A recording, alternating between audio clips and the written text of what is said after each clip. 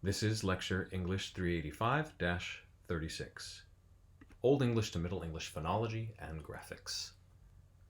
Now, my original plan with this lecture, this being the final lecture before review begins, was to shoehorn in some of the fascinating material from Smith and Kim chapters 3 and 5.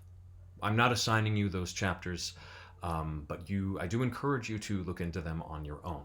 And I think they're fascinating enough that I was going to try to fit them in anyway. What chapters 3 and 5 cover is what happens before circa 449.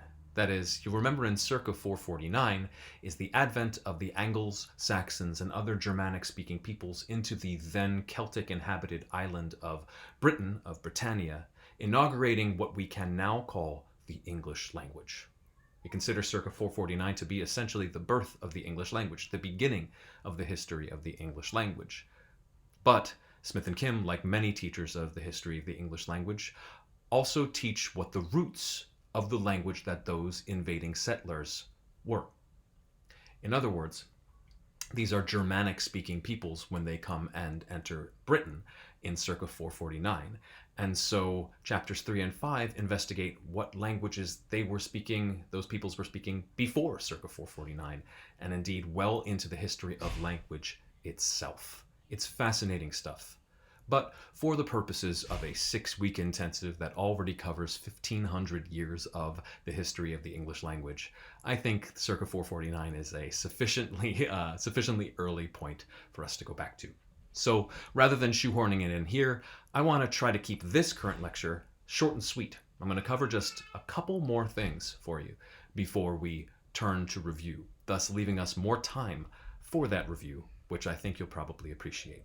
But before I leave it behind, I do want to say it's worth on your own time looking into Smith and Kim chapters 3 and 5 or into the sources that they cite, because the prehistory of the English language, I would call it, and indeed that's part of why I leave it out, it's really the prehistory of the English language rather than the history of the language itself, is a fascinating subject. It's worth looking into. For instance, have you ever noticed why English has the word fish while Romance languages have words that start with P, like pescado or pisces in Latin? Similarly, the word for father starts with F in English, but in Romance languages and continental languages we get pater or padre, PF. There's actually something called Grimm's Law behind that explains how the Germanic languages in breaking off had a set of sound changes that we can only deduce from retroactively reconstructing what must have happened based on what certain languages have in common and certain languages don't. But I'll leave that to you as a sort of a taste of what you can find out looking into that material. It won't be on the take-home test, and it won't be covered in this class. Let's keep it short and sweet here. I'm going to cover one more thing: Old English to Middle English phonology and graphics, which I'd like to talk about. Just simply, this will be a somewhat short lecture. So, I house my kids in a house. I clothe my kids with cloth. I bathe my kids in a bath. My kids teethe to grow teeth. And I will have my inheritance between them, at which point each will get half, as long as they're good. Do you see the difference between these two words? We've obviously been drilling IPA the whole term for our 6 weeks together, and so the keen-eared of you, which I think is all of you at this point, will notice that really the only difference between, say, teeth and teeth is that the final consonant is voiceless in teeth, the noun, and voiced in teeth, the verb. Otherwise, the two words are phonologically identical. Similarly, house, right?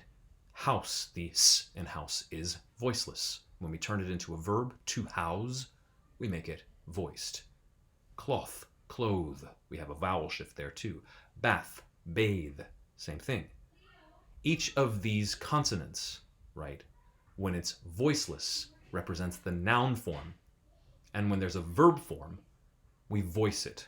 We use the distinction between voiced and voiceless verbs to contrast nouns and verbs. This creates noun-verb contrasts by the voicing or lack of voicing in the final consonant of these words and words like them.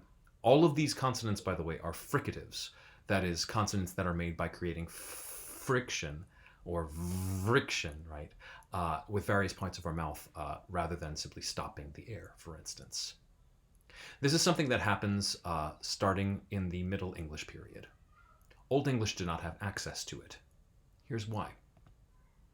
Sorry for the busyness of this slide. It's an old slide, but it should do us pretty well. I'm going to draw our attention to bullet point 3. Right? This is what happens after the Old English period. As you well know, we get an influx of French loans, which begins at the Norman conquest and continues through the rise of French prestige, commerce, and war. Then, of course, the collapsing of dialects and early Londonization, right? So the beginning of making the London dialect the dominant dialect, and the loss of inflection over time, right? Again, in the passage of Old English to Middle English, we get less and less inflection. So, since we have less and less inflection, we need more syntax-based words, shorter unstressed words, prepositions, etc. For all of those reasons, we end up getting the first time that the voicing of fricatives becomes phonemic. What? Don't act like you don't know what that means. You do. The voicing of fricatives becomes phonemic. That is, in the Middle English period, for the first time, because of the influence of the Norman conquest, as well as the other forces that I just cited, for the first time, English speakers begin to hear the difference between f and v, the difference between house and house, as phonemic, as possible, as something that bears meaning, rather than something that's just two different ways of saying the same thing. This gets introduced in the Middle English period, and thus we can deduce that in the Old English period, phonemic distinctions between voiced and voiceless fricatives do not exist. Old English cannot hear the difference, or at least does not register the difference as meaningful between house and house, cloth and clothe, etc. Generally, the rule in Old English is simply Old English puts the voiced version of the consonant between vowels or between other voiced consonants. That's part of why we now say wife but wives, leaf but leaves, right? In the case of leaves, right, we have an E before the consonant and a Z after the consonant, and thus because it's between a vowel and a voiced consonant, the F becomes V. We voice it. That's the only reason it gets voiced in Old English. We can't hear a difference between voiced and voiceless in the way that would allow us to differentiate meaning. Thus, noun-verb contrasts by voicing fricatives emerges only during the Middle English period. Similarly, during the Middle English period, we lose phonemic vowel length and phonemic consonant length. Remember that something is phonemic when its distinction is strong enough among hearers and speakers to bear meaning, right? So, right now, the difference between good and good might be a little bit of intensity, but I can't say that the difference between good or the difference between God and God is now what we would call the difference between God and good. Do you hear the difference, right? Old English has God as God. Old English has good as God. The difference is how long I hold the vowel in Old English. And indeed, holding vowels longer and holding consonants longer in Old English can be and often is phonemic, can actually distinguish between words. So look at the two opposite ways we get phonology developing here, right? On the one hand, the Old English period before 1100 has phonemic vowel and consonant length, right? They hear that difference as something that can bear meaning. That falls away in the Middle English period. But Old English does not have a distinction, rather a phonemic distinction, between f and v, between teeth and teeth. So that is those are allophones for Old English speakers. F and v are allophones for Old English speakers. But then, after 1100, they become phonemic. So again, we have here vowel length and consonant length lose their phonemic distinction after 1100, right? During the Middle English period. And the distinction of voiced and voiceless fricatives gains phonemic distinction during the Middle English period. Other things that happen phonologically between 1100 and 1500, we lose the final b after m, so lamb becomes lamb, right? Thumb becomes thumb, right? This happens during the Middle English period. And as we've covered in our Zoom session and in the workbook, the consonant clusters hr and hm, and actually that R should be upside down, with apologies. It's an old slide. Hr and hm reduced to r and n, right? So the word knail, right, as in my thumb knail, becomes my thumb nail. And roof, or actually roof, becomes roof. Roof, roof. Right? Get it? Okay. So these are major changes that happen during 1100 to 1500, during the Middle English period. And thus we can deduce then, right, and this is the same thing we did a few classes ago with Middle English, we can deduce that most known Old English varieties, that is, varieties before 1100, do have phonemic consonant and vowel length, but do not have a phonemic distinction between voiced and voiceless fricatives. The voiced versions were simply the ones used between vowels and voiced consonants, as in wives. And notice I spelled it W-I-F-E-S, as Old English would, but that word would be pronounced weavers, because that same grapheme, that same letter, represents both f and v, depending on where in the word it appears. Also in Old English, in addition to the lack of silent letters, just like Middle English, Old English retains hr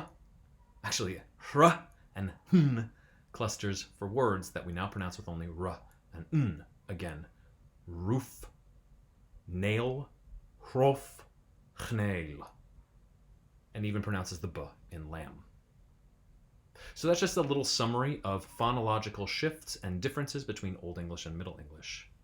What I want to drive home here is that the shifts I'm talking about are shifts that begin roughly in 1100 and are complete by the end of 1500.